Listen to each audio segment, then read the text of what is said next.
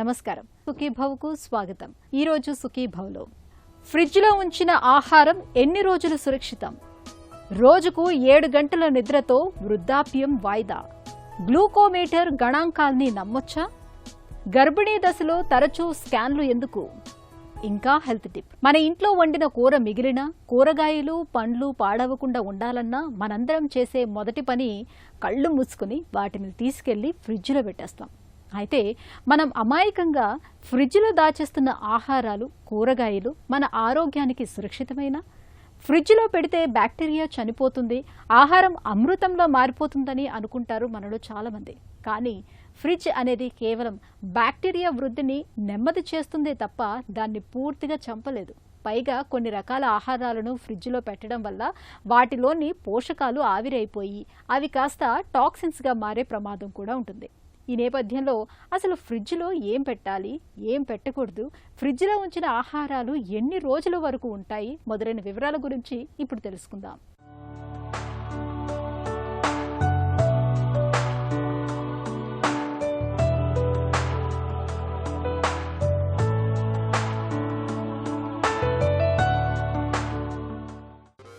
రాత్రి మిగిలిన కూరను మరుసటి రోజు ఉదయం వేడి చేసుకుని తినడం, మధ్యాహ్నం మిగిలిన అన్నాన్ని రాత్రికి ఫ్రిడ్జ్లో ఉంచి తీసి మళ్లీ వేడి చేసుకుని తినడం మన ఇళ్లలో ఇవన్నీ మామూలే. ఫ్రిడ్జ్ ఉందిగా ఆహారం పాడవదని అనుకుంటాం. మరి ఫ్రిడ్జ్లో ఉంచిన ఆహారం పూర్తిగా సురక్షితమేనా అంటే కాదనేదే సమాధానం. నిజానికి ఫ్రిడ్జ్ అనేది బ్యాక్టీరియాను చంపదు, వాటి పెరుగుదలను మాత్రమే నెమ్మదింపచేస్తుంది. ప్రపంచ ఆరోగ్య సంస్థ సూచనల ప్రకారం 5 నుంచి 60 డిగ్రీల మధ్య ఉష్ణోగ్రతను డేంజర్ జోన్గా పరిగణిస్తారు. ఈ ఉష్ణోగ్రతలో సాల్మోనెల్లా, ఈకోలై, స్టాఫిలోకాకస్, లిస్టీరియా వంటి సూక్ష్మక్రిములు వేగంగా పెరుగుతాయి. అందుకే వండిన ఆహారాన్ని 2 గంటల కంటే ఎక్కువ బయట ఉంచకుండా ఫ్రిడ్జ్లో పెట్టాలి. అయితే ఫ్రిడ్జ్లో పెట్టామంటే వారం రోజులైనా సరే సురక్షితంగా ఉంటుందని అనుకోకూడదు. వండిన అన్నం, కూరలు, పప్పులు 3 నుంచి 4 రోజుల్లోపే వాడేయడం మంచిది. చికెన్, చేపల వంటి మాంసాహార పదార్థాలను 1 లేదా 2 రోజుల్లోనే ఉపయోగించాలి. ముఖ్యంగా అన్నంలో పెరిగే బాసిల్లస్ సెరిసియస్ అనే బ్యాక్టీరియా విడుదల చేసే విష పదార్థాలు మళ్లీ వేడి చేసినా పూర్తిగా నశించవని అధ్యయనాలు చెబుతున్నాయి. ఫ్రిడ్జ్లో ఆహార పదార్థాలు మెయిన్గా మనం ఉంచేది ఎందుకు? దాంట్లో ఉన్న పోషక విలువలు నశించిపోకుండా మనకి ఆహారంలో ఏమీ లోపం రానివ్వకుండా పాడవకుండా జాగ్రత్తగా తినాలని చెప్పి వండుతాం. ఫ్రిడ్జ్లో పెట్టడానికి చాలామంది వారానికి ఒకసారి వండేసుకోవచ్చు కదా, 4-5 రకాల కూరలు కొట్టి దానిపైన మూతలు పెట్టి ఏ రోజుకు రోజుకు తీసుకోవచ్చు కదా అనుకుంటూ ఉంటారు. అది మంచిది కాదు. ఎందుకంటే ప్రతిరోజుకి నువ్వు ఫ్రిడ్జ్లో పెట్టినా బయట పెట్టినా అందులో ఆహారంలో ఉన్న పోషక విలువలు స్లోగా తక్కువైపోవడం, కొన్ని రోజులకి నశించిపోవడం, ఇంకొన్ని రోజులు పెడితేనేమో అది బాగా పాడైపోవడం, ఒక్కోసారి బూజు వస్తుంది. అసలు ఫ్రిడ్జ్లో బూజు వస్తుందా అనుకుంటాం. అలాంటి వండిన కూరగాయలు కానీ పచ్చళ్ళ దాని మీద కూడా బూజు రావడం, వాసనలు వచ్చేసి వండిన కూరలు కూడాను పాడైపోతూ ఉంటాయి అన్నమాట. దానివల్ల మనం ఏంటంటే ఫ్రిడ్జ్లో సాధ్యమైనంత మటుకు 24 అవర్స్ ఉంచాలండి. వండిన కూరలు ఏదైనా సరే ఒక 24 గంటల వరకు ఉంటే పోషక విలువలు నశించిపోవు. అందులో ఉన్న ఎంత మటుకు ఉన్నాయో అంత మటుకు జాగ్రత్తగా ఉండగలుగుతాయి. మనం ఫ్రిడ్జ్లో పెట్టేది పాడవకుండా పోషక విలువలు తగ్గిపోకుండా ఉంచాలని చెప్పి ఫ్రిడ్జ్లో పెడతాం. కానీ ఫ్రిడ్జ్లో పెట్టి తీసి బయట పెట్టి కొంతసేపు అందులో కొంచెం తీసి మళ్ళీ ఫ్రిడ్జ్లో పెట్టడం అది మంచిది కాదు. అంటే మీరు ఆ ఫ్రిడ్జ్లో పెట్టింది తీసుకొచ్చి రూమ్ టెంపరేచర్ తీసుకొస్తున్నారు. దాంట్లో చాలా మటుకు సన్న బ్యాక్టీరియా రావచ్చు. మళ్ళీ అది ఫ్రిడ్జ్లో పెట్టేటప్పటికి ఆ బ్యాక్టీరియా మళ్ళీ పెరిగి పాడైపోతూ ఉంటుంది. కానీ అది ఒక్కోసారి మనకు తెలుస్తుంది పాడైపోయింది కదా అని పాడేస్తాం, ఒక్కోసారి మనకు తెలియకుండా కూడా తినేస్తాం. దానివల్ల మనకి డైజెస్టివ్ ప్రాబ్లమ్స్ రావచ్చు, ఎంతో రకాలుగా విరేచనాలు రావడం ఏంటి, వాంతులు అవ్వడం ఏంటి, లేకపోతే ఒంటికి పట్టకపోవడం ఏంటి, రకరకాలుగా ఇలాంటి సూచనలు వస్తూ ఉంటాయి. నార్మల్గా ఫ్రిడ్జ్లో ఫుడ్ ఏంటంటే ఉడకబెట్టకుండా ఫ్రెష్గా వచ్చిన వెజిటబుల్స్ కానీ కూరగాయలు కానీ పండ్లు ఏంటి అన్నీ శుభ్రంగా కడిగేసి జాగ్రత్తగా నిల్వ చేయడం మంచిది. అవన్నీ కట్ చేసిన తర్వాత బయట ఎక్కువసేపు ఉంచకుండా అవి జాగ్రత్తగా ఒక గిన్నెలో వేసి మూత పెట్టి లోపల పెట్టడం మంచిది. ఇది అయిపోయిన తర్వాత దాన్ని ఉడకబెట్టి సగం ఉడకబెట్టి ఫ్రిడ్జ్లో పెట్టి మళ్ళీ చేసి బయట పెట్టి మళ్ళీ నార్మల్ టెంపరేచర్ తీసుకొచ్చి దానికి అందులోంచి కొంత తినేసి మళ్ళీ తీసుకెళ్ళి పెడితే అందులో ఉన్న పోషక పదార్థాలు అన్నీ పోతాయి. రెండోది ఏంటంటే ఒకసారి ఉడకబెట్టి బయట పెట్టిన ఫుడ్ ఉంటే దానికి చాలా ఛాన్సెస్, ఈ మైక్రో ఆర్గానిజమ్స్ ఏవైతే ఉన్నాయో ఆ సూక్ష్మజీవులు అన్నింటినీ దాని మీద పడి ఫుడ్ని పాడు చేసేస్తాయి. కొన్ని మనం చూస్తూ దానిపైన బూజులాగా అట్లాగా పాడైపోయినట్లు కనపడుతుంది. చాలాసార్లు మనకు తెలియదు ఫుడ్ పాడైపోయిందని కూడా. ఒక్కోసారి టేస్ట్లో కూడా మార్పు తెలియదు. మరుసటి రోజు బాగుంది కదా అని తినేస్తూ ఉంటాం. ఇలాగా పిల్లలకి పెడితేనేమో వాళ్ళకి విరేచనాలు రావచ్చు, తర్వాత అరగకుండా ఉండొచ్చు. ఇలాంటి రకరకాల జీర్ణకోశ జబ్బులు లాంటివి కొన్ని చాలా మట్టుకు వస్తూ ఉంటాయి. పాచిపోయిన అన్నం అప్పటికి కడుపు నింపొచ్చు, కానీ తర్వాత బాధలు తప్పవు. ఎందుకంటే ఆహారం ద్వారా వచ్చే ఇన్ఫెక్షన్లు, వాంతులు, విరేచనాలు, కడుపు నొప్పి మాత్రమే కాదు, కొన్నిసార్లు విషతుల్యమైన ఆహారం మూలంగా ప్రాణాపాయ పరిస్థితి కూడా పొంచి ఉంటుంది. మనలో కొంతమంది ఫ్రిడ్జ్లో ఉంచిన కూరల్ని తీసి మళ్లీ వేడి చేసుకుని మిగిలిన దాన్ని మళ్లీ ఫ్రిడ్జ్లో పెడుతుంటారు. ఒకసారి వండిన ఆహారాన్ని మళ్లీ వేడి చేయడం ఎంత మాత్రం మంచిది కాదు. తలుపును పదే తెరిచి చూస్తే లోపలికి దుమ్ము చేరినట్లే. ఆహారాన్ని పదే వేడి చేసి చల్లబరచడం వల్ల సూక్ష్మక్రిములకు పెరిగే అవకాశం లభిస్తుంది. ఇక ఆహారం పాడైందో లేదో చాలా మంది వాసన చూసి నిర్ణయిస్తుంటారు. కానీ కొన్ని రకాల బ్యాక్టీరియా ఎలాంటి వాసన లేకుండానే విష పదార్థాలను విడుదల చేస్తాయి. అందుకే ఆహారం విషయంలో కేవలం ముక్కుపైన ఆధారపడడం అంత మంచిది కాదు. ఆహారం జిగురుగా మారడం, రంగు మారిపోవడం, బూజు కనిపించడం, డబ్బా తెరిచినప్పుడు గ్యాస్ బుడగలు కనిపించడం ఇవన్నీ హెచ్చరిక సంకేతాలే. ఇలాంటప్పుడు అలాంటి ఆహారాన్ని పారేయడమే పరమౌషధమని చెబుతారు నిపుణులు. మనం ఫ్రిడ్జ్లో పెట్టిన తర్వాత రెండోసారి తీసుకున్నప్పుడు మొత్తం పూర్తి చేసుకోవడం చాలా మంచిది. అందులో మళ్ళీ కొంచెం తీసి పెట్టేదానికంటే మీకు ఆ వండిన వంట 4 సార్లు తినాలనుకుంటే 4 ప్యాకెట్లు చేయండి. తీసిన తర్వాత ఒక ప్యాకెట్, ఈరోజు ఒక ప్యాకెట్, మళ్ళీ మరుసటి రోజు ఇంకో ప్యాకెట్, అలాగే 4 రోజులు 4 ప్యాకెట్ల కింద తీస్తే పాడవద్దు. కానీ ఒకటే గిన్నెలో అంతా పెట్టి కొంచెం తీసి మరుసటి రోజు ఇంకొంచెం తీస్తే మొత్తం ఫుడ్ అంతా పాడైపోద్ది. ఆ పాడకపోవడం వలన మనిషి శరీరంలో చాలా మార్పులు వస్తూ ఉంటాయి. ఇటు విరేచనాలు అవుతుంటాయి, పిల్లలకేమో అరుగుదల ఉండదు, ఇంకా వాంతులు అవుతాయి, కొంతమందికి ఎన్నో రకాల శారీరక సమస్యలు వస్తూ ఉంటాయి. కాబట్టి ఫ్రిడ్జ్ అన్నది ఎంత మంచిదో అంత చెడు చేస్తుంది ఆరోగ్యానికి. అది జాగ్రత్తగా ఆలోచించుకొని పెట్టుకోవాలి. ఇంకోటి, ఫ్రిడ్జ్లో ఇప్పుడేమో డీప్ ఫ్రీజర్ ఉంటుంది, మామూలు ఇది ఉంటుంది. వండిన కూరలన్నీను కింద పెట్టుకొని ఒక రోజులో వాడుకునే చేసుకోవచ్చు. ఇప్పుడు చాలామంది ఏం చేస్తారంటే వారం రోజుల వరకు 4-5 కొంచెం వేపుళ్ళు అలాంటివి వారం రోజులు దాయొచ్చు కదా అనుకుంటారు. అలా నిజంగా వారం రోజులు 5-6 రోజులు ఉంచుకోవాలి అని అనుకున్నప్పుడు ఆ చేసిన కూరని 6 రకాల ముక్కల కింద విభజించి ఒకదానికి దేనికి దానికి విడివిడిగా ప్యాకెట్లు కట్టి ఫ్రీజర్లో పెట్టాలి. ఫ్రీజర్లో పెట్టి అది ఒక్కొక్క ప్యాకెట్ తీసుకొని బయటికి తీసిన తర్వాత అప్పుడు రూమ్ టెంపరేచర్ తీసుకొచ్చి అది మళ్ళీ వేడి చేసో వేపుకొని ఏదైనా చేసి పిల్లలకి పెడితే మంచిది. కానీ ఇక్కడ ఇది మళ్ళీ ఫ్రిడ్జ్లో పెట్టడం మంచిది కాదు. పోషక విలువలన్నీ ఇది అవుతాయి. ఆహార పదార్థాలని ప్లాస్టిక్ డబ్బాలో నిల్వ ఉంచడం, ఆ డబ్బాల్ని ఫ్రిడ్జ్లో ఉంచడం కూడా మన ఆరోగ్యానికి ఏమంత మంచిది కాదు. అన్ని ప్లాస్టిక్ డబ్బాలు ఒకేలా ఉండవు. కొన్ని ప్లాస్టిక్లలోని ప్రమాదకరమైన బిస్ఫెనాల్, థాలేట్ వంటి రసాయనాలు అధిక వేడి కారణంగా ఆహారంలో కలిసే ప్రమాదం ఉందని పరిశోధనలు సూచిస్తున్నాయి. ఇవి శరీరంలో చేరి హార్మోన్ల వ్యవస్థను పూర్తిగా అస్తవ్యస్తం చేస్తాయి. పురుషుల్లో వంధ్యత్వానికి, మహిళల్లో థైరాయిడ్, పీసీఓఎస్ సమస్యలకు కారణమవుతాయి. పిల్లలు, వృద్ధులలో రోగ నిరోధక శక్తి చాలా తక్కువగా ఉంటుంది. ఫ్రిడ్జ్లోని లిస్టీరియా బ్యాక్టీరియా వారిపై దాడి చేస్తే అది నేరుగా మెదడుకు పాకి మెనింజైటిస్ అనే ప్రాణాంతక మెదడువాపు ఇన్ఫెక్షన్కు దారి తీయవచ్చు. అందుకే ఫ్రిడ్జ్లో ఆహారాలను భద్రపరచడానికి ప్లాస్టిక్ పాత్రలను పూర్తిగా పక్కన పెట్టాలి. కేవలం గాజు లేదా స్టెయిన్లెస్ స్టీల్ పాత్రలను మాత్రమే వాడాలి. పిల్లలకు, పెద్దలకు, గర్భిణీలకు ఎప్పటికప్పుడు వేడి తాజా ఆహారాన్ని మాత్రమే అందించాలి. ఇదే అన్నింటికంటే ఉత్తమమైన మార్గం. హెల్త్ న్యూస్ మీకోసం.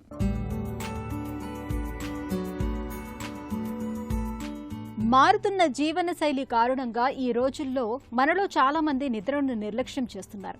అయితే రాత్రిపూట సరైన నిద్ర లేకపోవటం వల్ల కేవలం అలసట మాత్రమే కాదు, శరీరం చాలా వేగంగా ముసలితనానికి చేరుకుంటుందని తాజా అంతర్జాతీయ పరిశోధనలు హెచ్చరిస్తున్నాయి. American academy of sleep medicine ఇటీవల జరిపిన ఒక అధ్యయనం ప్రకారం రోజుకు కనీసం 7 నుంచి 8 గంటల పాటు ప్రశాంతంగా నిద్రపోయే వారిలో సెల్యులార్ ఏజింగ్ అంటే కణాల క్షీణత అనేది చాలా నెమ్మదిగా సాగుతున్నట్లు శాస్త్రవేత్తలు గుర్తించారు. మనం గాఢ నిద్రలో ఉన్నప్పుడు మన శరీరం మెలటోనిన్ అనే హార్మోన్ను విడుదల చేస్తుంది. ఇది ఒక శక్తివంతమైన యాంటీ ఆక్సిడెంట్లా పనిచేసి శరీరంలోని దెబ్బతిన్న కణాలను మరమ్మతు చేస్తుంది. అదే సమయంలో రోజుకు 5 గంటల కంటే తక్కువ నిద్రపోయే వారిలో గుండె జబ్బులు, మధుమేహం, జ్ఞాపక శక్తి మందగించే ప్రమాదం 40% ఎక్కువగా ఉన్నట్లు ఈ పరిశోధనలో తేలింది. ముఖ్యంగా 30 నుంచి 50 సంవత్సరాల వయసులో ఉన్నవారు రాత్రిపూట స్క్రీన్ టైం తగ్గించుకొని సరైన సమయానికి నిద్రపోవటం వల్ల వృద్ధాప్య ఛాయలను ఆలస్యం చేయొచ్చని, తద్వారా ఆయుష్ను పెంచుకోవచ్చని వైద్య నిపుణులు స్పష్టం చేస్తున్నారు. యవ్వనంగా ఆరోగ్యంగా ఉండాలంటే ఖరీదైన క్రీములు కాదు, కంటి నిండా నిద్ర ముఖ్యమని పరిశోధకులు తేల్చి చెబుతున్నారు. గ్లూకోమీటర్ అందుబాటులోకి వచ్చాక షుగర్ పరీక్ష కోసం ఆసుపత్రికి వెళ్లాల్సిన అవసరం తప్పింది.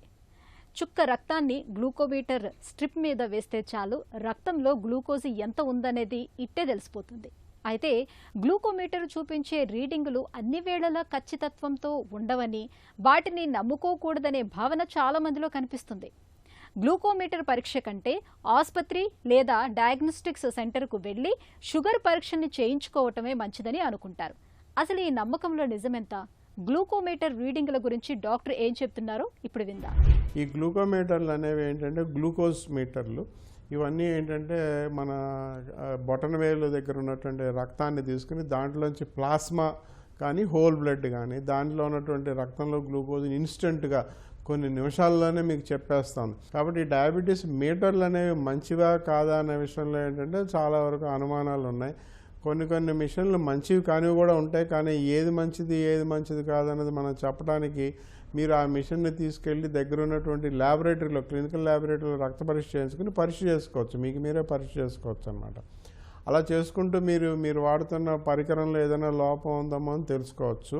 తర్వాత మరో విషయం ఏంటంటే మనం చేసే పద్ధతిలో ఎన్నో రకాల లోపాలు ఉంటాయి అన్నమాట. అంటే మీరు బొటనవేలు దగ్గర రక్తం తీయటానికి మీరు ఒక సూదితో గుచ్చినప్పటి నుంచి కూడా, ఒకసారి మీరు సూదితో గుచ్చినప్పుడు రక్తం రాకపోతే మీరు ఆ బొటనవేలుని గట్టిగా నొక్కి రక్తం తీయడానికి ప్రయత్నిస్తారు కదా. అలా చేయడం వలన రక్తంతో పాటు దాంట్లో ఉన్నటువంటి ద్రవాలు కూడా బయటకు వస్తాయి. కాబట్టి రక్తంలో గ్లూకోజ్ యొక్క పరిమాణం తగ్గుతుందన్నమాట.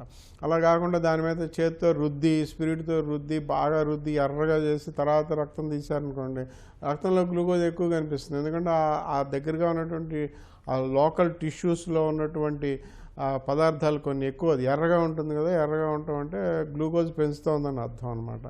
ఇలాగా మనం చేసేటువంటి పద్ధతుల్లో ఎన్నో రకాల లోపాలు, ఎన్నో రకాల వ్యత్యాసాలు ఉండటం వలన గ్లూకోజ్ రిపోర్ట్లు కూడా తేడాగా కనిపిస్తూ ఉంటాయి.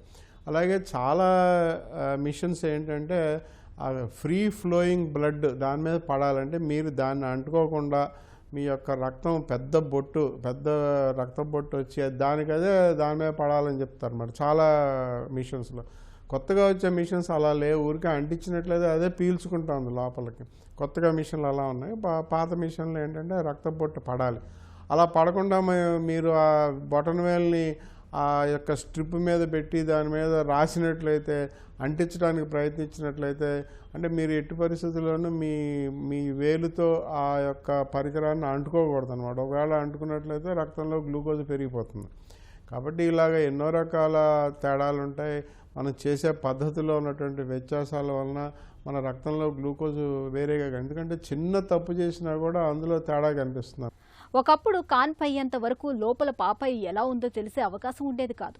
కానీ వైద్య విజ్ఞానం బాగా అభివృద్ధి చెంది స్కాన్ వంటి పరీక్షలు అందుబాటులోకి వచ్చాక తరచూ స్కాన్ చేయటం ద్వారా గర్భంలో బిడ్డ ఎదుగుదలను ఎప్పటికప్పుడు స్పష్టంగా తెలుసుకోగలుగుతున్నాం. అయితే గర్భిణీ దశలో ఎలాంటి సమస్య లేకపోయినా తరచూ స్కాన్లు ఎందుకు చేయించుకోవాలనే అనుమానం చాలా మందిలో ఉంటుంది. స్కాన్ పరీక్షతో లోపల పాపాయికి ఏమైనా ప్రమాదం వాటిల్లుతుందేమోనని భయపడుతూ ఉంటారు. అయితే స్కాన్ అనేది కేవలం బిడ్డను చూసి మురిసిపోవటానికి మాత్రమే కాదు, లోపల పెరుగుతున్న ప్రాణం ఎంత పదిలంగా ఉందో తెలుసుకోవటానికి వైద్యులు వాడే ఒక అద్భుతమైన ఆయుధం. మొదటి 3 నెలల్లో తీసే డేటింగ్ స్కాన్ నుంచి 5వ నెలలో తీసే అనామలీ స్కాన్ వరకు అన్నీ ముఖ్యమే అంటారు డాక్టర్లు. గర్భిణీ దశలో తరచూ స్కాన్ పరీక్షల ఆవశ్యకత గురించి డాక్టర్ని అడిగి ఇప్పుడు తెలుసుకుందాం.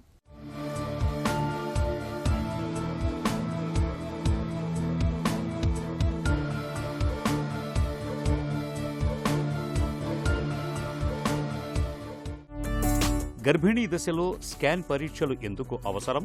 ఏ నెలల్లో చేయించుకోవాలి? మొత్తం గర్భిణీని మనము 3 విభాగాలుగా విభజిస్తాము. ఫస్ట్ 12 వారాలు, 12 నుంచి 28 వారాలు, 28 నుంచి డెలివరీ అయ్యేదాకా. ఫస్ట్ స్కాన్ జనరల్గా నెల తప్పంగానే పేషెంట్ హాస్పిటల్కి వచ్చి నేను ప్రెగ్నెన్సీ కన్ఫర్మేషన్కి వచ్చాను అని అంటూ ఉంటారు. సో ఆల్రెడీ వాళ్ళు ప్రెగ్నెన్సీ టెస్ట్ చూసుకుని వస్తే ఓకే. నెక్స్ట్ స్కాన్ ఎందుకు చేస్తాము? ఫస్ట్ స్కాన్ అంటే అసలు ప్రెగ్నెన్సీ అంటే పిండం గర్భసంచి లోపల ఫామ్ అయిందా బయట ఉందా అంటే ఎక్టోపిక్ ప్రెగ్నెన్సీని ఫస్ట్ రూల్ అవుట్ చేసుకుంటాము. సో లోపల ఫామ్ అయింది, తన వీక్స్ ప్రకారం తన లాస్ట్ మెన్స్ట్రల్ పీరియడ్ ప్రకారం గ్రోత్ ఉందా తక్కువగా ఉందా అనేది. ఇంకొకటి ఏమైనా కమల పిల్లలు కానీ ట్రిప్లెట్స్ కానీ అలా ఉన్నారా అనేది తెలుసుకోవడం కోసం ఫస్ట్ స్కాన్. దాని తర్వాత మనం చేసేది 12 వారాలు 13 వారాలప్పుడు ఎన్టీ స్కాన్ అంటాము. అదే nuchal translucency scan, double marker test కూడా దాంతోపాటు చేస్తాము. దీనివల్ల ఏంటంటే కొన్ని జన్యుపరమైన లోపాలని మనం ముందరగానే లైక్ డౌన్ సిండ్రోమ్ అలాంటివి కొన్ని కనిపెట్టగలుగుతాం. కాబట్టి ఆ స్కానింగ్ చాలా ఇంపార్టెంట్. స్కాన్ల ద్వారా బిడ్డ ఎదుగుదల ఆరోగ్యం ఎలా తెలుసుకుంటారు? ఇప్పుడు దాకా ఫస్ట్ ట్రైమిస్టర్ స్కాన్ అంతా అసలు బేబీ ఫామ్ అయిందా జన్యుపరమైన లోపాల గురించి తెలుసుకుండేది.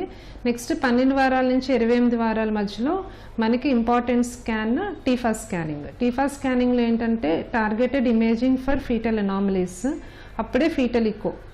ఈ స్కాన్స్ అందరికీ ఇంపార్టెంట్. ఎస్పెషల్లీ ముందు గర్భిణీలో ఏమైనా పిల్లలకి సరిగ్గా ఎదుగుదల లేకపోయినా, లేకపోతే మదర్ ఏమైనా కొన్ని మెడిసిన్స్ వాడుతూ ఉన్నా, కొన్ని కంజెనిటల్ అనామలీస్ ఇంతకుముందు ఫ్యామిలీలో ఉన్నా వీళ్ళకి మాత్రం టీఫాస్ ఫీటల్ ఇకోస్ చాలా ఇంపార్టెంట్.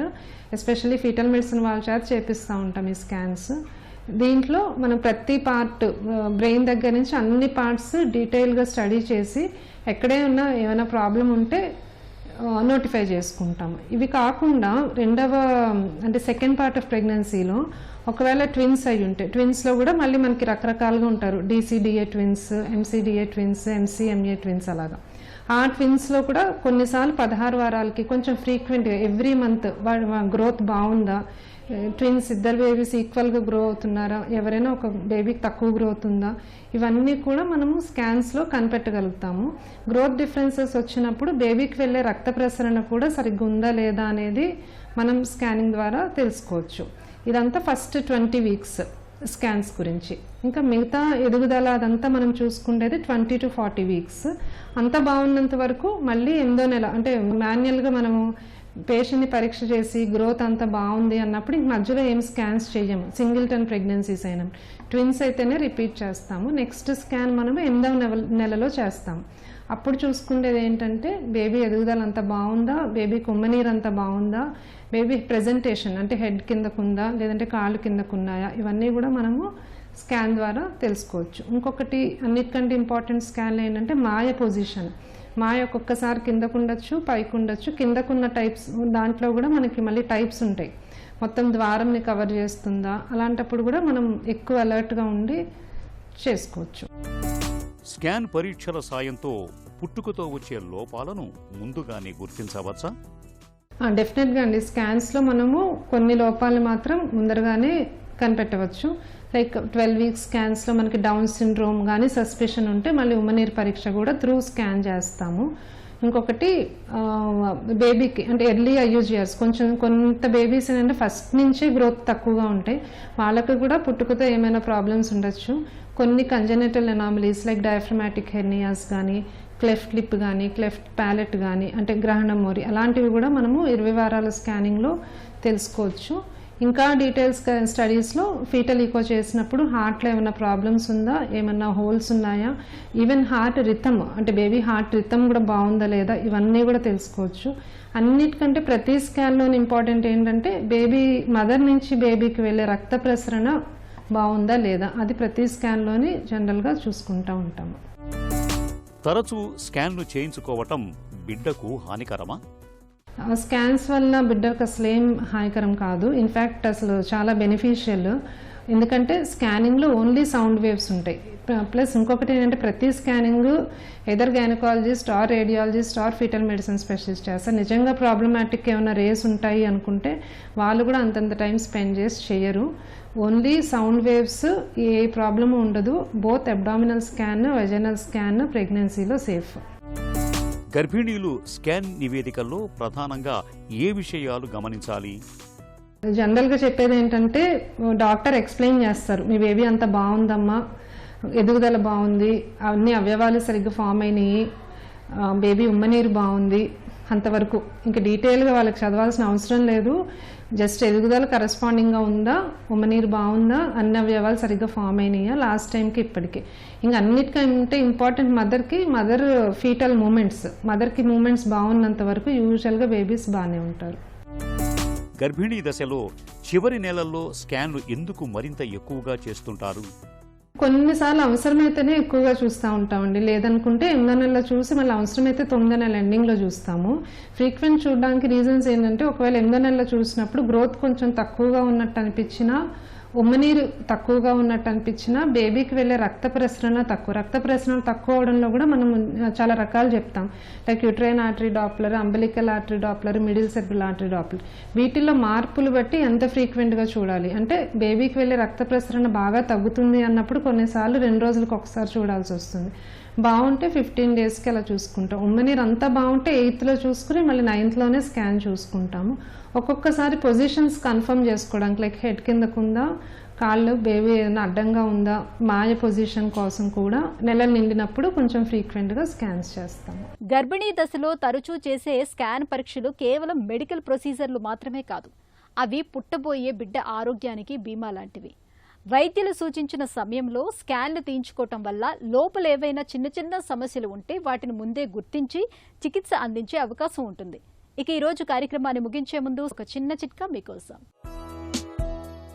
భోజనానికి కూర్చునే పావుగంట ముందు ఒక చిన్న అల్లం ముక్కపై కొద్దిగా సైంధవ లవణం, కొంచెం నిమ్మరసం చల్లుకొని బాగా నమిలి మింగడాన్ని అలవాటు చేసుకోండి. ఇది శరీరంలో జఠరాగ్నిని రగిలిస్తుంది. దీంతో జీర్ణశక్తి బాగుంటుంది. గ్యాస్ ట్రబుల్, పొట్ట ఉబ్బరం వంటి సమస్యలు తగ్గుతాయి.